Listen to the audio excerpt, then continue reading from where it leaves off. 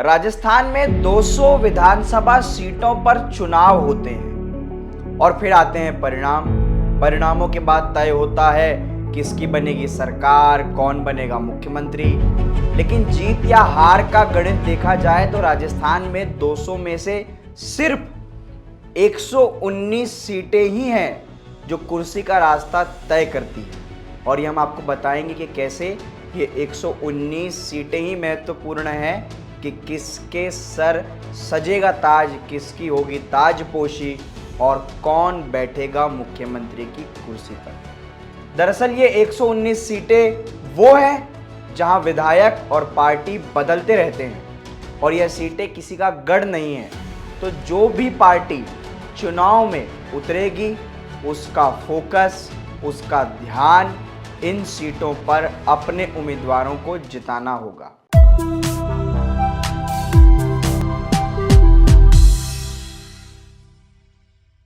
अब बात करें कि 119 सीटें ऐसी हैं जिस पर पार्टी के विधायक पार्टी बदलती रहती है, तो बची हुई 81 सीटें कौन सी हैं? दरअसल ये 81 सीटों को ही गढ़ कहा जाता है। ये 81 सीटों में ही परंपरागत सीटें हैं। ये 81 सीट ही वो हैं जहां चाहे कांग्रेस या भाजपा दोनों किसी ना किसी पार्टी का रसूख है, उनके कद्दावर नेता हैं, उनके दिग्गज नेता हैं, उनके ऐसे नेता हैं जिनका वहाँ पर जातिगत समीकरण बहुत अच्छा है, या ऐसे नेता है जिनकी धौंस इतनी अच्छी है कि उन्हें वहाँ हरा पाना मुश्किल है। और ये जो 81 सीटें हैं इसमें से देखा जाए तो 60 भाजपा के पास है, जो भाजपा का गढ़ है, वहीं 21 कांग्रेस के पास है। यानी कि 60 ऐसी सीटें जहां भाजपा को हराना मुश्किल है और 21 ऐसी सीटें जो भाजपा के लिए मुश्किल है, क्योंकि वो तो कांग्रेस का गढ़ है ना, कांग्रेस का किला है, वहां भाजपा के लिए एकदम वो सीटें अभेद बनी हुई है। यानी कि कुल 81 सीटों की तस्वीर तो दोनों दलों के समक्ष पहले से साफ रहती आई है। लेकिन जो 119 ओपन सीटें हैं उसका ही नतीजा तय करता है कि सरकार किसकी बनेगी। ये सीटें ऐसी है जहां मतदाता बार बार पार्टी या विधायक बदलते रहते हैं, पलटते रहते हैं। इन सीटों पर मतदाता अपने क्षेत्र के मुद्दे, उम्मीदवार का चेहरा, जाति, सक्रियता, ये सब देखकर वोट करते हैं। और अब आपको बताते हैं कि गढ़ किन्हें कहा जाता है, चाहे वो कांग्रेस हो चाहे भाजपा हो। गढ़ उन सीटों को कहा जाता है जहां एक पार्टी को लगातार 6 से 3 बार जीत मिलती आ रही है। यानी कि या तो एक ही पार्टी, एक ही विधायक वहां पर 6 बार से लगातार चुनाव जीतते आ रहे हैं, या तो लगातार 3 बार से चुनाव जीतते आ रहे हैं। अब जो सीटों पर 2 बार से लगातार चुनाव जीत रहे हैं, मतलब कि ये सीट गढ़ बनने की ओर बढ़ रही है। लेकिन जो 3 बार 6 बार जीती वाली लगातार सीटें हैं वो एक तरीके से गढ़ ही है। अब भाजपा के गढ़ की बात करें तो 6 बार जो सीटें जीती गई है उसमें एक ही सीट है, वो है बाली, और 5 बार जो जीती गई है लगातार वो है पाली। बाली और पाली ये सीटें भाजपा का एकदम मजबूत गढ़ है। और बात करें अब 4 बार से लगातार पार्टी किन सीटों पर जीतती आ रही है, तो उसमें उदयपुर, लाडपुरा, राजगंज मंडी, सोजत, झालरापाटन, खानपुर, भीलवाड़ा, ब्यावर, फुलेरा, सांगानेर, रेवदर, राजसमंद, नागौर, ये वो सीटें हैं जहां पर पार्टी लगातार 4 बार से चुनाव जीतती आ रही है।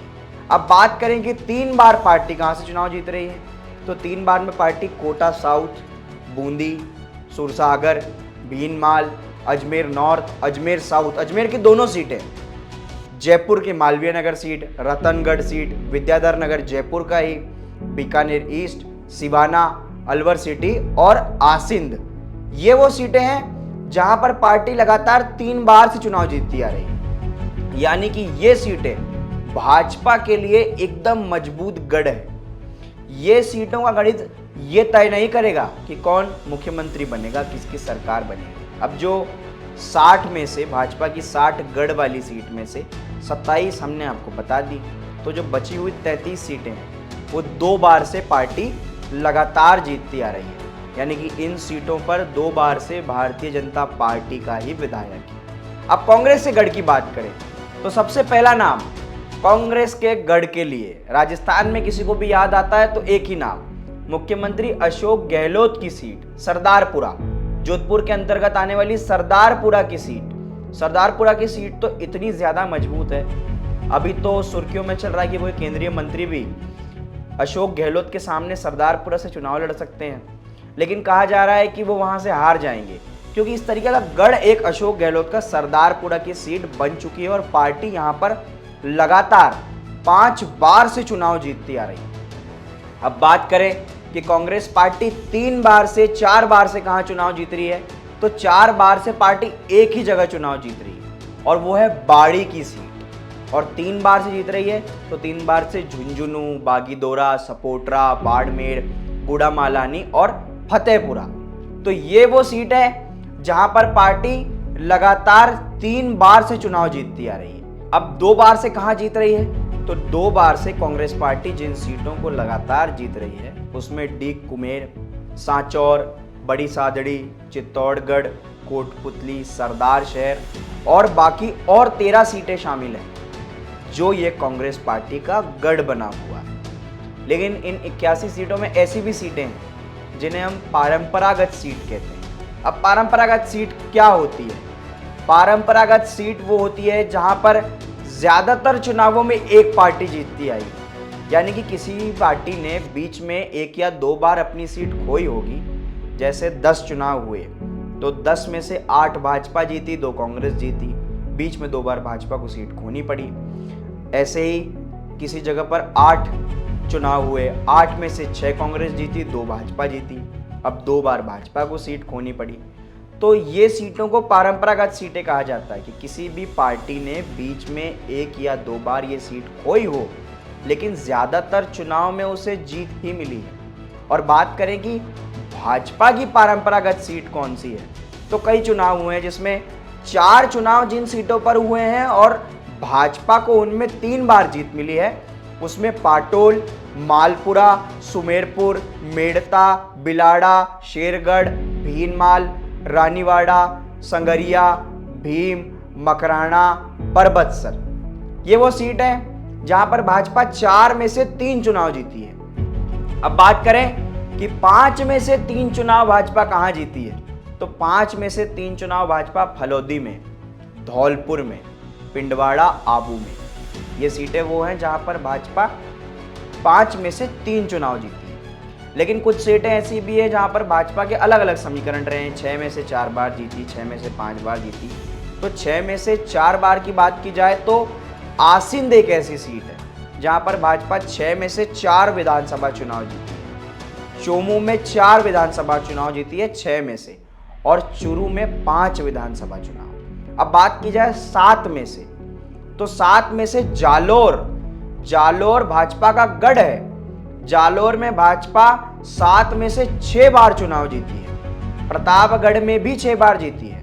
जैतारण की बात की जाए तो जैतारण में भी 6 बार, और किशनपोल जो जयपुर की सीट है वहां पर भी भारतीय जनता पार्टी 6 बार चुनाव जीती है। लेकिन जो बड़ी सीटें हैं, यानी कि जहां पर 9 विधानसभा चुनाव हो चुके हैं, तो 9 में से बात की जाए तो मनोहर थाना और भीलवाड़ा, यहां भाजपा को 9 में से 7 बार जीत मिली है। और छबड़ा एकमात्र ऐसी सीट है जहां पर भाजपा 9 विधानसभा चुनावों में से 8 बार अपना परचम लहरा चुकी है। ये होती हैं भाजपा की पारंपरागत सीटें, जो गढ़ भी हैं, पारंपरागत सीट भी है। गढ़ इसलिए क्योंकि पार्टी यहां पर लगातार भी चुनाव जीतती आई, और पारंपरागत इसलिए क्योंकि पार्टी यहां पर ज्यादातर चुनाव जीती है। बीच में 1-2 सीटें खोनी पड़ती है, लेकिन ज्यादातर चुनाव यहां पर जीती है। कांग्रेस की बात करते हैं पारंपरागत सीटों की, तो 4 में से कांग्रेस जहां पर 3 बार जीती है उसमें 2 ही सीट शामिल है, एक हनुमानगढ़ और एक बांसु। फिर 5 में से बात करें तो 5 में से फतेहपुर, हिंडौली, खंडार और लूनी, आमेर और जमवा रामगढ़। अब आमेर तक अगर हम देखें तो फतेहपुर, हिंडौली, खंडार, लूनी, आमेर, यहां पर कांग्रेस 5 में से 3 चुनाव जीती है, और जो जमवा रामगढ़ है वहां पर पार्टी 5 में से 4 चुनाव जीती है, कांग्रेस पार्टी। अब हम बात करें कि जहां पर 6 विधानसभा चुनाव हो चुके हैं, तो 6 में से देखिएगा कि यहाँ पर पार्टी 5 बार जीती है, वो है राजाखेड़ा, लूणकरणसर, सरदार शहर। ये सीटें पार्टी जो है 6 में से 5 विधानसभा चुनाव यहाँ पर जीती है, और बाड़मेर में 4 बार जीती है। जहाँ पर 7 बार विधानसभा चुनाव हुए, 7 विधानसभा चुनाव हुए हैं, उसमें पार्टी 7 में से 5 बार तारानगर में जीती है। और बात करें कि 9 चुनाव, तो 9 चुनाव में कांग्रेस पार्टी के लिए परंपरागत सीटें रही हैं। डूंगरपुर, जहाँ पर पार्टी 8 बार जीती, नसीराबाद, जहाँ पर पार्टी 7 बार जीती, साथ ही सागवाड़ा में पार्टी 6 बार जीती, चित्तौड़ में कांग्रेस पार्टी 5 बार जीती। कुछ 7 सीटें ऐसी हैं जहां पर कांग्रेस और भाजपा दोनों का खाता देखा जाए तो 20 से 25 साल से बंद है, यानी कि किसी सीट पर भाजपा 20 से 25 साल से नहीं है, किसी सीट पर कांग्रेस नहीं है। उदयपुर का हाल देखते हैं। उदयपुर में 25 साल से कांग्रेस का खाता नहीं खुला है। 51 साल में 11 चुनावों में से कांग्रेस सिर्फ 1985 और 1998 में ही जीत पाई। अब ये उदयपुर भाजपा का गढ़ है, यहाँ तो कांग्रेस पार्टी का कब से खाता ही नहीं खुला है। फतेहपुर में देखा जाए तो फतेहपुर में 1993 के चुनाव में आखिरी बार भंवरलाल ने जीत हासिल की थी। उसके बाद भाजपा वहां कभी नहीं जीत पाई है, यानी कि फतेहपुर कांग्रेस पार्टी का बढ़िया एक क्षेत्र है। उसके बाद बस्सी, कांग्रेस यहाँ 1985 में आखिरी बार जीती थी। उसके बाद 38 साल हो गए हैं, लेकिन 38 साल में बस्सी की सीट पर कांग्रेस पार्टी को जीत नहीं मिली है। 1985 से बस्सी में अन्य दूसरी पार्टी का दबदबा है, और पिछले 3 चुनाव लगातार यहां पर निर्दलियों ने जीते हैं। तो एक तरीके से देखा जाए तो गढ़ बस्सी कांग्रेस का भी नहीं रहा 3 विधानसभा चुनावों से। अब बस्सी भाजपा का गढ़ भी नहीं है, क्योंकि यहां पर तो निर्दलीय जीतते आ रहे हैं। कोटपुतली की बात करते हैं। 1998 के चुनाव में भाजपा के यहां पर रघुबीर सिंह जीते थे। उसके बाद से भाजपा की वापसी नहीं हो पाई है, यानी कि 1998 करीब 25 साल के आसपास हो गए हैं।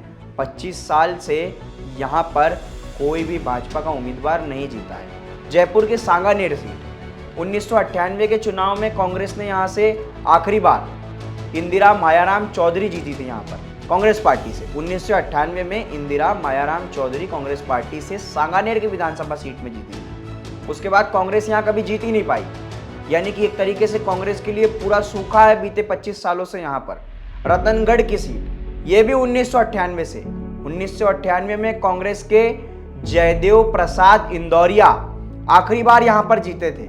इसके बाद कांग्रेस यहाँ पर वापसी ही नहीं कर पाई। एक सीट और है सिवाना की सीट। सिवाना में 1998 के विधानसभा चुनाव में कांग्रेस के गोपाराम मेघवाल यहां से जीते थे। उसके बाद कांग्रेस का यहां पर खाता बंद है। ये वो सब सीटें हैं जो तय करती है कि कौन बनेगा मुख्यमंत्री, किसके सर चढ़ेगा ताज, किसकी ताजपोशी होगी, कौन बनेगा मुख्यमंत्री, किस पार्टी की सरकार होगी, किसके खाते में जनादेश जाएगा। ये सब वो सीटें हैं। ये 119 सीटें ही इस बात का गणित बनाएगी कि किस पार्टी की सरकार राजस्थान के आगामी विधानसभा चुनावों में होने वाले हैं। अगर आप भी इन 119 सीटों में से हैं, आप वहां के मतदाता हैं, तो इस वीडियो के कमेंट में जरूर हमें बताएं कि इस बार आपके क्षेत्र का समीकरण क्या कहता है, किस पार्टी के हित में कहता है कि इस बार क्या कांग्रेस या भाजपा या कोई और दल या फिर कोई निर्दलीय आपके क्षेत्र से इस बार वहां पर विधानसभा पहुंचने वाला है। इस प्रकार की और रोचक जानकारी हम आप तक लगातार पहुंचाते रहेंगे।